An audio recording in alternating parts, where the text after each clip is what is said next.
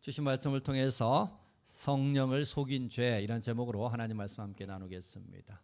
각자의 나이는 각자가 살아온 시간을 의미합니다. 그 시간 동안 그가 어떻게 살았는지, 무엇을 중요하게 여겼고 사람을 어떻게 대했으며 무슨 말을 했고 또 무엇을 가치 있게 여기며 살았는지가 그 삶 속에 고스란히 다 축적되어져 있기 마련입니다. 그러기에 오늘 그 사람의 인격을 보면, 오늘 그 사람의 말을 보고 그 사람의 사고방식과 또 그 사람의 믿음과 품행을 보면 그 사람이 어떻게 살았는지를 대략 가늠할 수 있죠. 오늘이 반듯한 사람은 그동안 바르게 살아왔다는 뜻일 것이고, 오늘이 공허한 사람은 그동안 그 삶이 헛된 삶을 살아왔다는 뜻이기도 합니다. 동시에 오늘 우리가 어떻게 사느냐의 모습은 우리의 내일의 모습에 그대로 담길 것이고 축적되어질 것입니다.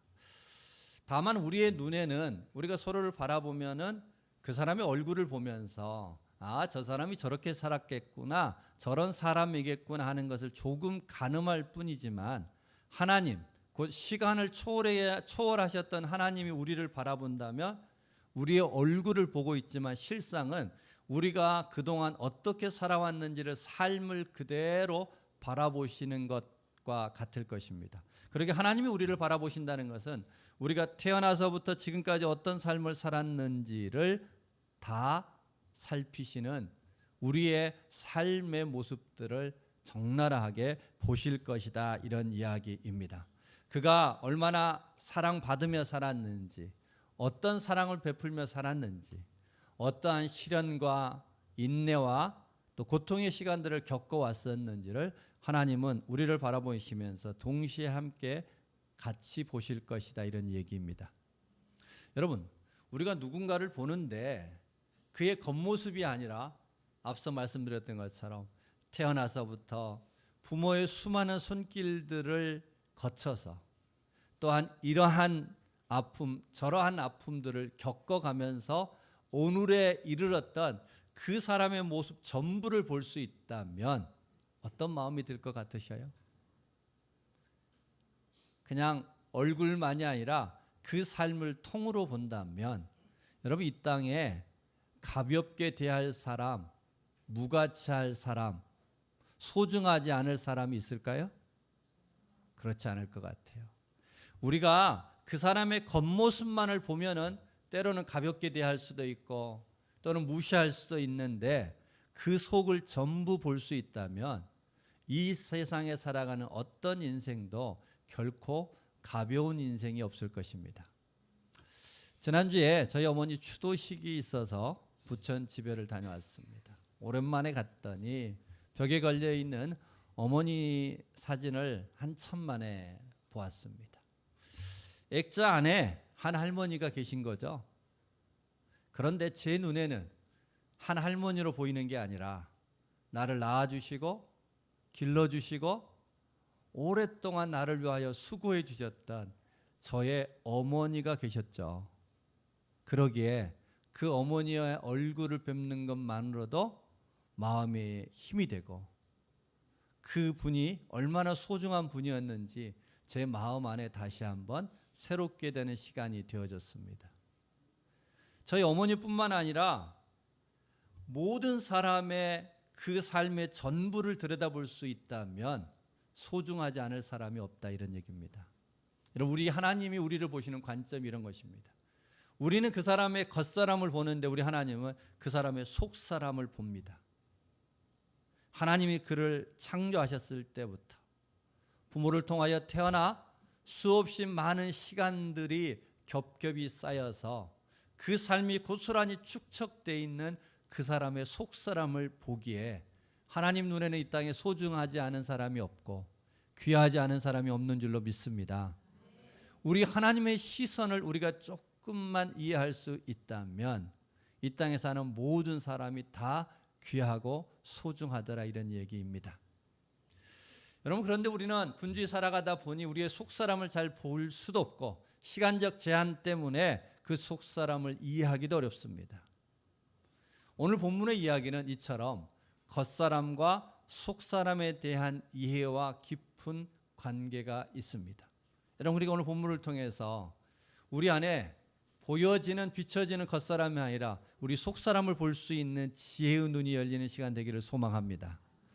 우리는 지난 2달여에 걸쳐서 성전 미문에 앉아 있다가 40년 동안 앉은 병으로 살았다가 베드로와 요한을 통하여 그 자리에서 일어났던 그 안진뱅이를 일으킨 이적에 관련된 이야기를 지난 2달에 걸쳐서 살펴보았습니다. 교회는 이 사건을 통해서 큰 권위를 회복하였고 세상 사람들 앞에 담대할 수 있었고 종교 지도자들의 핍박 앞에서도 무너지지 않는 삶을 살 수가 있었습니다.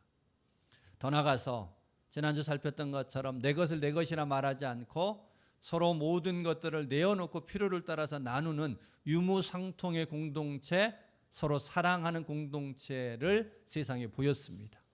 믿는 사람들로부터 세상 사람들로부터 칭송받았고요. 날마다 믿는 사람들이 더해졌습니다. 우리는 지난 시간 그 중요한 과정 속에서의 믿음을 좀 살펴보았습니다. 여러분, 믿음이란 있어야 될 제자리에 바르게 있는 것, 자리를 바르게 설정하는 것이 믿음이라고 그랬습니다. 하나님이 있어야 될 자리가 있고 사람이 있어야 될 자리가 있고 물질이 있어야 될 자리가 있다고 그랬어요. 그래서 우리는 그러한 믿음을 따라 우리에게 주어져 있는 모든 것들의 제자리를 설정할 수 있었으면 좋겠다. 그러면서 그 대표적인 한 사람을 바나바를 통해서 우리는 살펴보았습니다. 자, 오늘의 이야기는 이 바나바를 본받고 싶었던 아나리아와 삽비라 부부에 대한 이야기가 담겨 있습니다. 여러분, 바나바가 자기 소유를 다 팔아 가난한 자들에게 나누어 주는 삶을 통해서 교회로부터 칭송을 받게 됐어요. 이 부부도 바나바를 본받고 싶었어요. 도전이 됐어요. 그래서 자기의 재산을 다 팔았습니다. 여러분, 팔고 났더니 아까워요, 안 아까워요? 아까웠어요. 그래서 반만 바쳤어요. 여러분, 재산의 반을 바치는 거 큰 헌신이에요, 작은 헌신이에요? 네, 우리가 엄두도 못 낼 큰 헌신이었습니다. 비록 하나님 앞에 좀 속이고 거짓말을 했다고 치더라도 반을 헌신한 것은 엄청난 헌신이었어요. 그런데 하나님은 그들에게 성령을 속인 죄라는 죄명으로 그 부부의 생명을 하루아침에 취해버렸습니다. 여러분, 우리는 이 본문을 읽으면 좀 불편한 마음이 생겨요. 아니, 하나님이 은혜의 하나님, 사랑의 하나님인데 좀 거짓말 좀 했다고 이 부부들 재산의 반이나 헌신했는데 이 부부들을 하루아침에 그들의 생명을 취했다는 게 좀 불편한 거예요. 우리가 아무리 큰 죄를 할지라도 우리 하나님이 책망 좀 하시고 꾸짖고 다음부터 그러면 안 돼? 하셨으면 될 것 같은데 하나님이 이들의 생명을 취하십니다. 도대체 성령을 속인 죄가 얼마나 큰 죄이길래, 무슨 죄이길래 재산의 반을 드렸던 이 부부들의 생명을 하루아침에 취하시면서 교회에 큰 두려움을 주셨을까 하는 겁니다. 자, 그러기에 오늘 말씀을 통해서 우리는 성령을 속인 죄가 어떤 죄인지를 살펴보고 그 성령을 속인 죄를 통해서 초대교회 이 아나리아와 삽비라의 부부의 생명을 취하시면서 주시고자 했던 교훈이 어떤 것인지를 살피고 그 교훈을 통해서 우리도 하나님 앞에 한 발짝 더 가까이 나가는 신앙 되기를 주의 이름으로 축복합니다. 자, 그러면 성령을 속인 죄가 어떤 죄인가 우리 하나하나 좀 살펴보겠습니다. 먼저는 성령을 속인 죄는 바른 존재감을 거부한 죄입니다. 오늘 읽었던 우리 본문의 3절 같이 한번 다시 읽겠습니다. 베드로가 이르되 아나리아야, 어찌하여 사탄이 내 마음에 가득하여 내가 성령을 속이고 땅값 얼마를 감추었느냐. 성령을 속인 죄와 사단이 마음에 가득한 것을 동격으로 다루고 있습니다. 그러니까 사단이 마음 안에 가득했을 때 우리는 성령을 속이는 죄를 범할 수 있더라, 이런 얘기입니다. 그런데 그 성령을 속인 죄가 무엇냐, 그 실체가 뭐냐 하는 것입니다. 우리 앞서 살폈던 것처럼 바나바의 도전을 받았습니다. 바나바가 자기의 재산의 전부를 팔아서 교회에 가난한 사람들을 위해 쓰도록 내어놓았습니다. 칭송을 받았습니다. 부러웠어요? 도전받았어요? 자기도 그런 삶이 되고 싶었어요. 여러분, 아무리 도전을 받고 바라는 마음이 있다고요, 자기의 재산을 덥석 팔 수는 없는 거예요. 그러니까 아나니아와 삽비라도 굉장히 큰 은혜를 받았던 거예요. 믿음이 있었던 사람들이에요. 아마 초대교회 중간쯤 되는 리더였던 것 같습니다. 이들이 은혜를 알고 믿음을 알았어요. 그래서 재산을 팔았어요. 근데 팔고 났더니 아까운 거예요. 여러분, 당연하죠. 여기까지 아무 문제가 없습니다. 여러분, 이 얘기를 가지고 자칫 잘못해서 입다우 이야기처럼 하나님 앞에 서원해서 이 닭 아파야 된다, 이렇게 가면 본문을 전혀 잘못 이해하는 겁니다. 여러분, 우리는 다 은혜 받을 때 마음과 또 내가 헌신해야 될 때 마음이 달라질 수 있어요, 없어요? 여러분, 그런 적 한 번도 없어요? 아니죠. 우리 다 아나니아와 삽비라 같은 하루아침에 죽음을 초래할 수 있는 그런 경험 있죠.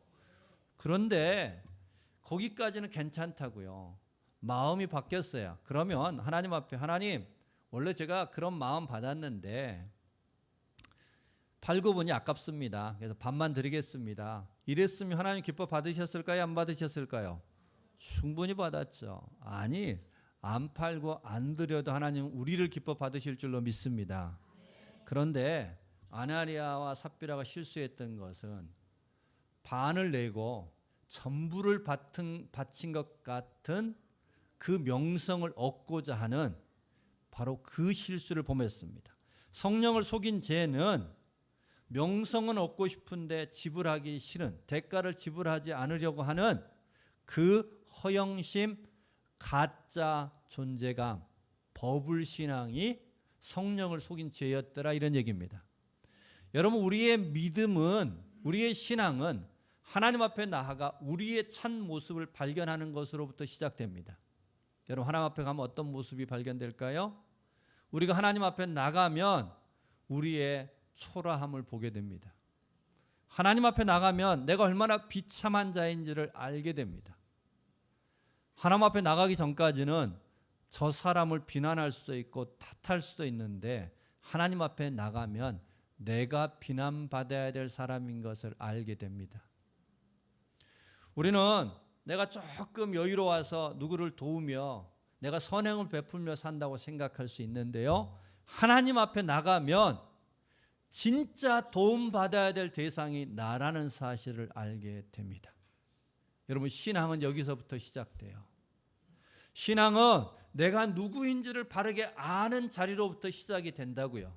내가 얼마나 비참하고 내가 얼마나 긍휼이 필요하며 하나님의 도움이 필요한 존재인지를 아는 그 자리로부터 신앙은 시작됩니다. 내가 그처럼 초라한 존재인 것을 알아야 하나님으로부터 은혜와 사랑을 입게 되지 않겠어요? 내가 괜찮은 자처럼 여기는 사람은요, 하나님을 거절합니다. 사랑과 은혜를 거절할 것입니다.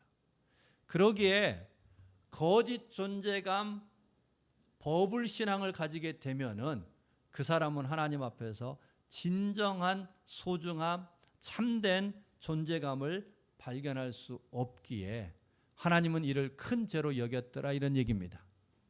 여러분, 우리가 살고 있는 이 세상은 버불이 많은 것 같습니다. 가짜가 많고 과대 포장이 참 많이 돼 있어요. 여러분, 유튜브가 요즘 활발해지다 보니까요, 하루아침에 몇십만 구독자를 거느린 유명세를 타는 사람들이 많아졌어요. 여러분, 내가 하루아침에 내 구독자가 몇십만 명이 생겨서 돈을 벌고 유명세를 탔다고 해서 내가 대단한 사람이 된 걸까요? 아닙니다. 우리의 성과, 돈은 우리의 겉사람을 화려하게 만들 수는 있는데 정작 우리의 속사람에게는 아무런 변화가 없을 수 있더라, 이런 얘기입니다. 여러분, 목회하는 목사들 중에요, 교회가 커졌다고 자신이 대단한 목사라고 착각하는 경우가 있어요. 여러분, 우리가 큰 교회를 다니고 유명한 교회를 다닌다고 우리의 신앙이 유명한 신앙이 되는 게 아니다, 이런 얘기입니다. 여러분, 우리의 겉사람 때문에 우리의 속사람의 진정한 모습을 잃어버리는 시대 속에서 살아가고 있습니다. 과대 포장되어 있다고요. 우리가 살고 있는 이 세상이 어쩌면 그렇게 가짜가 과장되어 있는 모습들이 많은 그런 시대 속에서 살고 있는지 모르겠습니다. 오늘 아나니아와 삽비라가 범했던 성령을 속인 죄도 과대 포장의 죄입니다. 진짜 나를 발견하지 못하도록 과대 포장을 해봄으로 말미암아 진짜 나를 보지 못하게 막혀버렸던 죄가 성령을 속인 죄입니다. 여러분, 이쯤 되면 우리에게 이런 마음이 들잖아요. 하나님, 알겠는데요, 성령을 속인 죄, 과대 포장한 것 잘못인 것은 알겠는데, 여러분, 우리가 좀 초라해서, 내 안을 들여다보니 너무 초라해서 과대 포장 좀 했다고 그것이 그렇게 큰 잘못입니까? 이런 질문도 또 하게 돼요, 안 하게 돼요? 안 했는데 제가 괜한 질문 하게 하셨나요? 네, 가만히 들여다보니까 그러지 않아요? 하나님, 반 드렸는데 목숨을 거두셨어. 그것이 진짜 존재감을 알지 못하게 만드는 과대 포장이라는 거 인정하는데, 좀 그러면 안 되나요, 하나님? 좀 그러면은 뭐가 문제가 되나요? 이런 질문을 하고 싶어지지 않아요? 여러분, 그럴 수 있습니다. 사람은 충분히 그럴 수 있는데, 하나님이 중요하게 여기시는 것은 과대 포장을 해버리면 진짜를 못 본다는 거예요. 진짜와 내 모습을 볼 수 없게 돼버리더라, 이런 얘기입니다. 여러분, 예수님께서 종교 지도를 향하여 회칠한 무덤이라고 책망하셨습니다. 여러분, 우리도 이 땅에 살아가면서 가면을 쓰고 과대 포장을 하고 겉사람만을 화려하게 하다 보니 우리 안에 있는 진짜 속사람이 어떤 상태인지를 보지 못하는 일들이 발생합니다. 이게 문제더라. 하나님은 이것을 큰 죄로 여기셨습니다. 지난 새벽 기도를 통하여 우리는 고린도후서를 좀 살피고 있었는데, 고린도후서 말씀에 이런 말씀이 있습니다. 우리 신앙에 대해서 이렇게 빗대어 설명하십니다. 우리는 질그릇의 보화를 가졌다. 따라서 해봅시다. 질그릇의 보화를 가졌다. 질그릇의 보화를 가졌다는 이야기는 디모데후서 말씀과 연결해 보면 이런 것입니다. 여러분, 우리가 살아가면서 우리들의 고민은 대부분 그릇 싸움합니다. 질그릇이냐, 나무 그릇이냐, 은그릇이냐, 금그릇이냐. 여러분, 부모님들은 자녀 교육에 왜 이렇게 열심을 내시나요? 이왕이면 내 자녀가 은그릇, 금그릇 됐으면 좋겠다는 거죠. 그릇 싸움하는 것입니다. 그런데 성경은 우리에게 그릇이 아무리 좋아도 그 안에, 금그릇이라 할지라도 그 안에 오물을 담으면 오물통이 되더라. 반면에 비록 나무 그릇인데 그 안에 보석을 가득히 담으면 보석함이 되더라. 우리의 존귀함이라는 것은 그릇에서 나오는 것이 아니라 그 안에 무엇을 담느냐에 의해서 결정되는 것이, 그게 신앙이더라, 이런 얘기입니다. 그런데 여러분, 과대 포장을 해버렸어요. 속을 볼 수 없게 만들어버렸어요. 속에 보화가 있다는 것을 알 수 없게 만들어버린 거예요. 그러면 그는 철저히 그릇으로 판단받을 수밖에 없습니다. 하나님은 그것을 죄악으로 여겼습니다. 우리의 귀함이라는 것은 그릇의 재질로 결정되는 게 아니라 그 안에 보화를 가짐으로 결정이 되는데, 과대 포장을 해버리면 그 안에 보화를 영영 보지 못하게 된다, 이런 얘기입니다. 여러분, 우리도 함께 살아가다 보면 사람들의 평가 중요하죠. 사람들의 시선 의식할 수밖에 없습니다. 그런데 사람들의 평가와 의식, 곧 겉사람에 치우쳐 살다 보면 우리의 속에 무엇이 있는지를 돌아보지 못합니다. 내 안에 미움과 증오와 원망이 가득한 것을 보지 못합니다. 겉은 은그릇인데, 금그릇인데 속은 썩은, 속은 증오와 원망이 가득한 그러한 오물투성이인데, 우리는 그것을 보지 못함으로 말미암아 우리는 그 오물 속에서 살아가는 존재가 되어버릴 수 있다는 것입니다. 그러기에 우리 하나님께서는 믿음의 자리, 신앙의 본질은 하나님 아버지 앞에 나와 너의 실상을 보라는 것입니다. 그 과대 포장지를 다 걷어내고 너의 진실한 모습이 무엇인지를 보는 자가 되라는 것입니다. 하나님 앞에 나가면 내가 비참한 자이고 내가 초라한 자인 것을 알게 됩니다. 그런데 하나님은 절대로 그 초라함과 비참함대로 외면하지 아니하시고 그 비록 초라한 그릇 속이라도 하나님의 존귀한 보화를 부으셔서, 아니 하나님의 친히 그 안에 임하셔서 우리를 당당하게 만들어 주십니다. 우리를 존귀하게 만들어 주십니다. 우리의 참된 존재감은 그릇에 있지 않고 그 안에 담겨진 보화에 있음을 알게 하십니다. 그러면 사람들의 평가에 자유할 수 있습니다. 사람들이 흔드는 것에 흔들리지 않을 수 있습니다. 아나니아와 삽비라 부부가 거짓 존재감을 과대 포장을 하려고 했던 것은 하나님이 크게 노하시고 성령을 속이는 죄라고 여기시고 그들의 생명을 취하셨던 것은 오히려 그 과대 포장을 거두어내므로 그 안에 있는 진실한 참된 자아가 얼마나 귀한 자인가를 알게 하기 위함이었습니다. 우리는 설교를 시작하면서 세상 사람들은 우리의 겉사람을 본다고 했습니다. 그러나 시간을 초월하신 하나님은 우리를 창조하시려고 했던 그 순간부터 부모의 사랑을 통해서, 그 부모의 손길을 통해서 소중하게 길러진 그 사랑 덩어리, 존귀함의 덩어리 됐던 우리를 보시는 것입니다. 그런 우리 자체를 소중하게 여기시는 그 하나님의 사랑, 그러기에 하나님은 친히 우리 안에 들어오셔서 그 소중한 우리를 가꾸시며 더욱 빛나게 만드시는 그 하나님의 관점을 알라는 겁니다. 여러분, 우리도 분주히 살다 보니 세상 사람들의 시선 속에서 우리의 겉사람만을 가꾸느라 분주할 때가 많습니다. 그것 때문에 좌절하고 낙심하고 그것 때문에 또한 교만해지는 일들이 많습니다. 그러나 오늘 주신 말씀 앞에서 하나님, 내가 하나님 앞에 나가기 원합니다.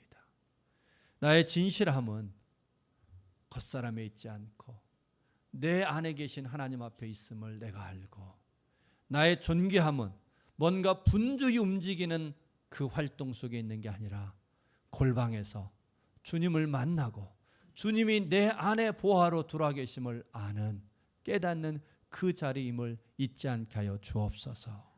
이처럼 기도하고 여러분의 존귀함을 회복할 줄 아는 우리 모두가 되시기를 소망합니다.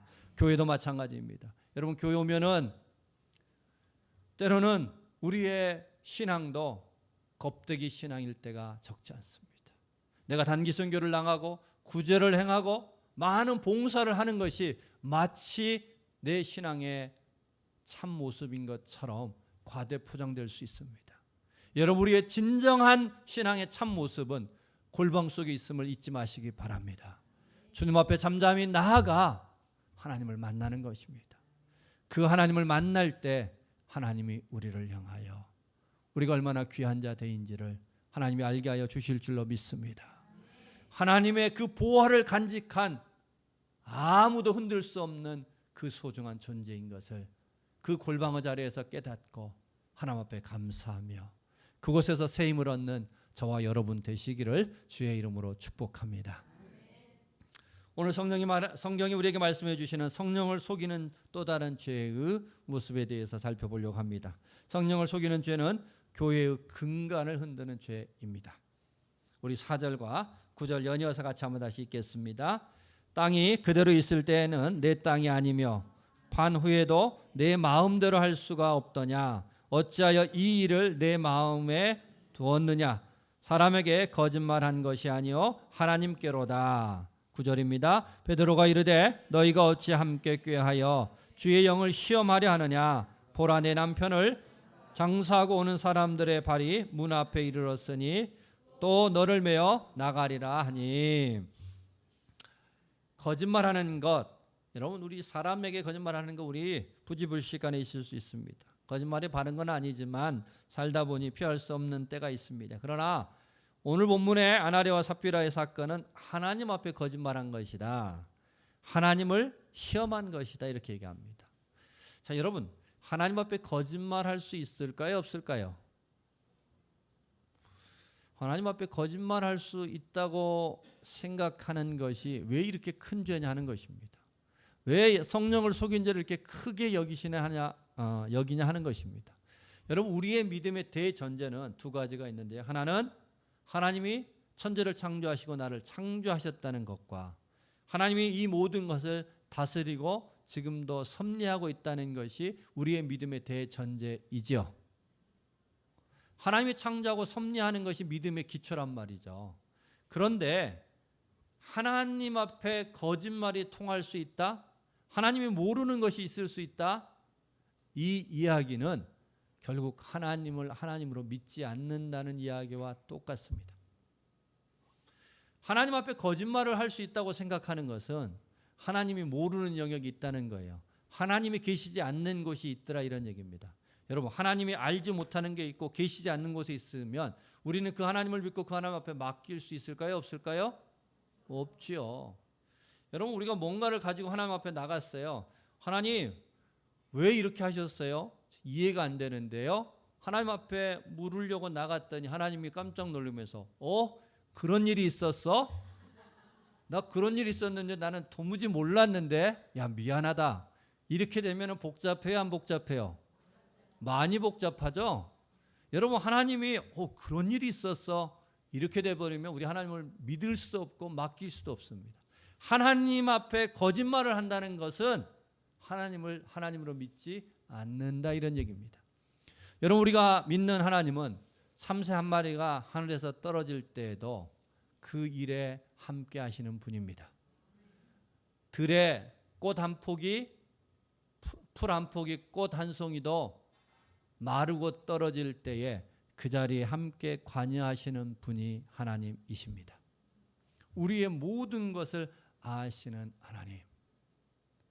그 하나님 앞에 거짓이 통할 수 없고 그 하나님을 속이는 일이 불가능한 것이 우리의 믿음의 토대인데, 하나님을 속이려 했고 하나님 앞에 거짓말을 했고 하나님을 시험하려고 했다면 그것은 하나님을 믿지 않는 우리 믿음의 근간을 흔드는 것이었고 교회의 근간을 흔드는 것이었기에 하나님이 그를 가만히 두고 볼 수 없었다 이런 얘기입니다. 여러분, 이 일이 있기 전까지 초대교회는 승승장구했습니다. 곧 우리 추석이 다가오는데 추석이 우리 흔히 쓰는 말로 더도 말고 덜도 말고 한가위만 같아라 이런 얘기 하잖아요. 초대교회의 상황이 그랬을 거예요. 여러분, 사도들의 능력이 충만해서 병든 자를 고쳤어요. 40명 된 안진병을 그 자리에서 일으켰습니다. 그 당시에 가장 두려웠던 종교 지도자들의 권위를 대적할 만한 담대함이 있었습니다.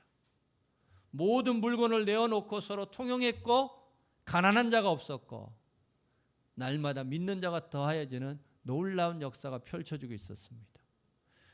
여러분, 이때에 아나니아와 삽비라 사건을 통해서 교회의 찬물을 확 끼얹어 버렸습니다. 여러분, 이 일 있고 나서 아마 예루살렘 사회에 이런 소문이 퍼졌을 겁니다. 교회 다니는 사람들, 크리스찬이라고 말하는 사람들, 자기 소유라 주장하지 않고 다 내놓고 가난한 사람들과 함께 나누는 그런 사랑을 강조하는 사람이었다고 말했는데 알고 보니 속으로 다 자기 것 챙기는 이중인격자들이었더라. 사랑의 하나님이라고 말했는데 하나님 앞에 재산 좀 다 안 바쳤다고 한순간에 치는 그런 두려움이 하나님이더라. 그 하나님 무서워서 어떻게 믿어? 이런 소문이 돌지 않았겠어요? 교회에 적지 않은 방해거리가 됐을 겁니다. 한참 일어나던 교회의 부흥에 찬물을 끼얹는 격이 됐습니다. 그럼에도 불구하고 하나님이 이렇게 하신 이유, 그것은 만약에 하나님이 아나니아와 삽비라를 그들의 목숨을 거두지 않았다면 어떻게 됐을까를 통해서 우리가 생각해 볼 수 있습니다. 아나니아와 삽비라를 그대로 놓아뒀다면 아나니아와 삽비라는 분명 바나바처럼 초대교회의 지도자가 됐을 겁니다. 여러분, 사람은 다 유유상종하죠. 비슷한 사람들끼리 모입니다. 여러분, 뭐 아나니아와 삽비라가 거짓으로 그렇게 대충 공갈빵과 같은 교회를 세우고 교회를 이끌어갔다면 그런 사람들이 모이지 않았겠어요? 그러면 교회에 복음이 사라졌을 것입니다. 교회에 하나님의 주권이 흔들렸을 것입니다. 교회가 교회되지 않는 일들이 발생했을 겁니다. 하나님은 교회를 지키기 위하여 그들의 목숨을 취했습니다. 여러분, 이 일을 통해서 우리에게 주시는 중요한 교훈이 있습니다. 교회는 거룩한 공동체라는 것입니다. 교회는 죄인들은 수십 번 수백 번 회개하고라도 받아주는 곳이지만 교회는 죄를 받아주는 것이 아니라는 사실입니다. 오늘날 한국 교회와 목회자의 권위가 땅에 떨어져 있어서 참 부끄럽지만 그래도 우리들이 잊지 말아야 될 것은 교회는 거룩함의 공동체요, 죄인을 수용하고 100번이라도 1000번이라도 품어줘야 되지만 죄를 품는 곳이 되어서는 안 되더라, 이런 얘기입니다. 여러분, 우리는 그래서 교회는 세상의 창문이 돼야지 거울이 되어서는 안 되겠습니다. 세상 사람들이 교회를 들여다봤더니 너희나 우리나 똑같네, 거울이 되면 안 된다는 것입니다. 교회가 세상의 창문이 되어져서 세상에 저런 사람들도 있어, 이렇게 돼야지 교회가 세상의 거울이 되어서는 안 되겠습니다. 교회는 거룩한 공동체입니다. 여러분, 우리 자신이 하나님 앞에 죄인인 것을 인정하고 하나님 앞에 겸손하게 하나님이여 나를 불쌍히 여겨 주옵소서라고 주님 앞에 엎드릴 수 있는 심령 되기를 소망합니다. 그럴 때 하나님은 100번이고 1000번이고 우리를 받아주시지만 우리의 목이 곧고 우리의 죄를 감추려 하면 우리는 결단코 하나님의 참된 교회의 일원이 되는 일이 불가능합니다. 교회가 거룩한 공동체인 것을 오늘 본문을 통해서 우리가 다시 한번 기억했으면 좋겠고, 또 한 가지는 교회는 여전히 지금도 공격받고 있다는 것입니다. 에덴 동산에 공격이 있었던 것처럼 지금도 사단은 우리를 공격하고 있습니다. 우리가 깨어 있어야 되겠고 예수 이름으로 대적하는 역사들을 이어가야 하겠습니다. 우리가 하나님 앞에 거룩한 존재인 것을 지키고 교회가 거룩한 공동체됨에 대하여 양보하지 아니하며 하나님 아버지의 이름으로, 예수의 이름으로 그 모든 사단을 대적하는 일들을 교회가 지켜가야겠다 하는 이야기입니다. 자, 문제는 어떻게 지킬 건가 하는 겁니다. 어떻게 거짓 존재감들을 분별해내고 어떻게 가짜가 판을 치는 세상에 진짜를 분별하고 교회가 거룩한 공동체로서 교회가 세상의 거울이 되어지는, 창문이 되어지는 그러한 사명을 감당할 수 있겠느냐, 어떻게 하면 이 시험을 대적할 수 있겠느냐 하는 것입니다. 방법은 간단합니다. 오늘날도 모든 교회에서 아나니아와 삽비라처럼 몇 사람이 죽어나가면 됩니다. 할렐루야. 네. 몇 사람이 죽어나가면 여러분 바짝 긴장할까요, 안 할까요? 긴장하지요. 그런데 여러분, 오늘 하나님은 오늘 말씀을 통해서 아나니아와 삽비라 사건을 통해서 오늘 교회에서 아나니아와 삽비라처럼 사람이 죽어나가는 것이 아니라 오늘 그 예수님은 우리 안에 들어오셔서 우리의 거짓 존재감을 아나니아와 삽비라처럼 죽음으로 몰아내신다는 사실입니다. 우리의 거짓 존재감을 하나님은 대적하라는 것입니다. 우리의 안에 거룩한 교회된 우리를 지키라는 것입니다.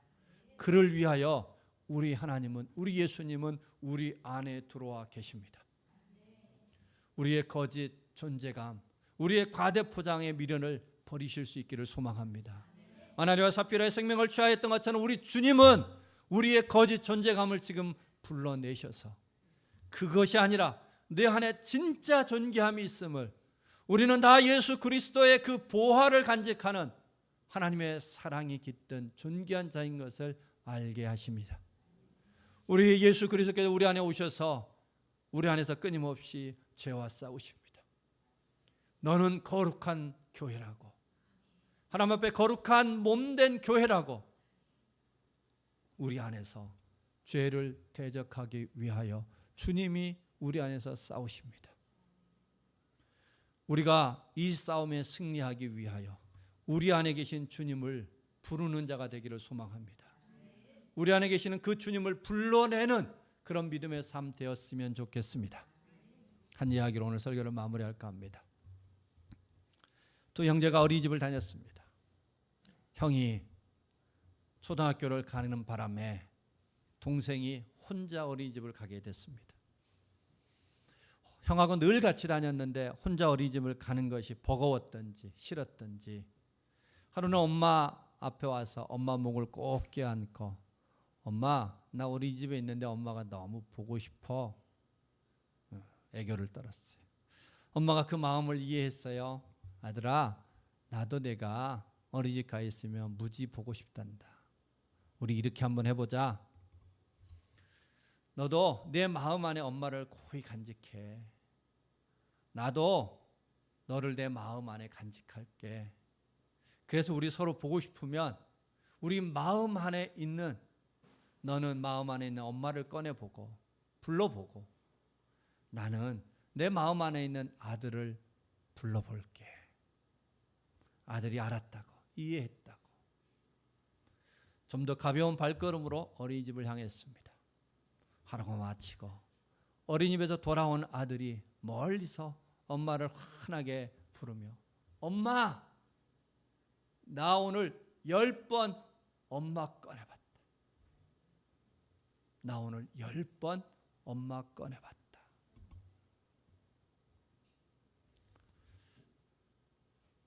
그 아이와 엄마의 대화는 그저 마음 안에 있는 서로의 사랑을 기억하자는 것이지만 우리 하나님은 우리 예수님은 직접 우리 안에 들어와 계십니다. 그런데 문제는 하루가 가고 이틀이 가도 우리는 그 주님을 부르지 않는다는 것입니다.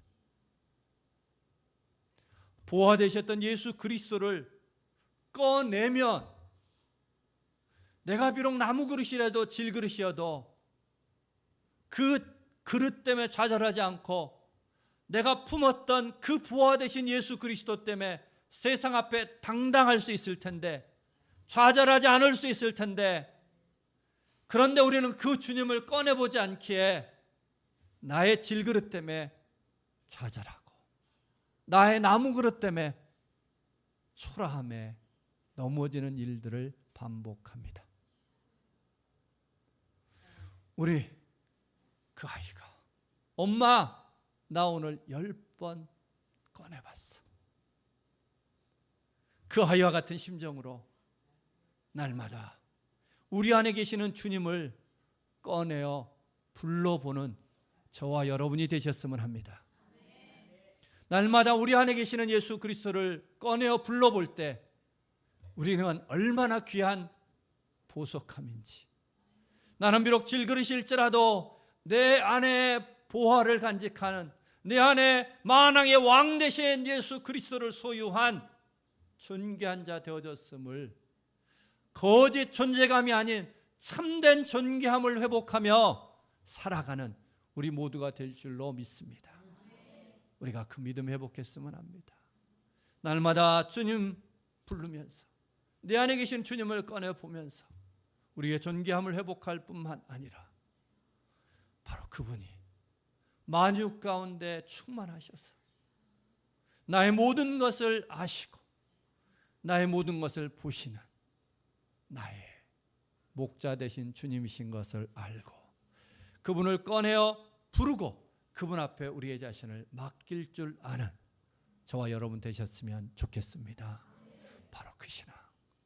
우리 주님께서 아나니아 삽비라를 부르면서 성령을 속이는 죄를 향하여 교회를 깨웠던 이유는 그 거짓 존재감에 가려 영원한 참된 존재감을 잃어버릴까 주께서 염려하셨으며 우리가 그 안에 우리 안에 들어오셨던 예수 그리스도를 잊어버릴까 그리하여 우리 안에 진정한 존귀함을 잃어버릴까 주께서 염려하셔서 아나니아 삽비라를 통하여 오늘 우리의 마음을 깨우시는 줄로 믿습니다. 우리 그 하나님 아버지 앞에 주님, 참된 존귀함을 회복하게 하여 주옵소서. 범사의 모든 것을 아시고 살피시는 그 하나님 앞에 나를 맡기게 하여 주옵소서. 기도할 수 있는 우리 모두가 되시기를 주의 이름으로 축복합니다. 우리 말씀 기억하면서 하나님 앞에 기도했으면 합니다. 하나님 앞에 이렇게 고백했으면 합니다. 하나님, 나의 겉사람 때문에 나의 속사람을 잃어버렸습니다. 하나님이 나를 바라보시는 그 속사람을 바라보시는 하나님의 관점을 회복하게 하여 주옵소서. 하나님, 내가 질그릇일지라도 이 세상 앞에 보화를 간직한 질그릇으로 당당하게 살아가게 하여 주시옵소서. 하나님을 온전히 믿는 자가 되게 하여 주시고 그 하나님 앞에 나를 맡기며 살게 하여 주옵소서.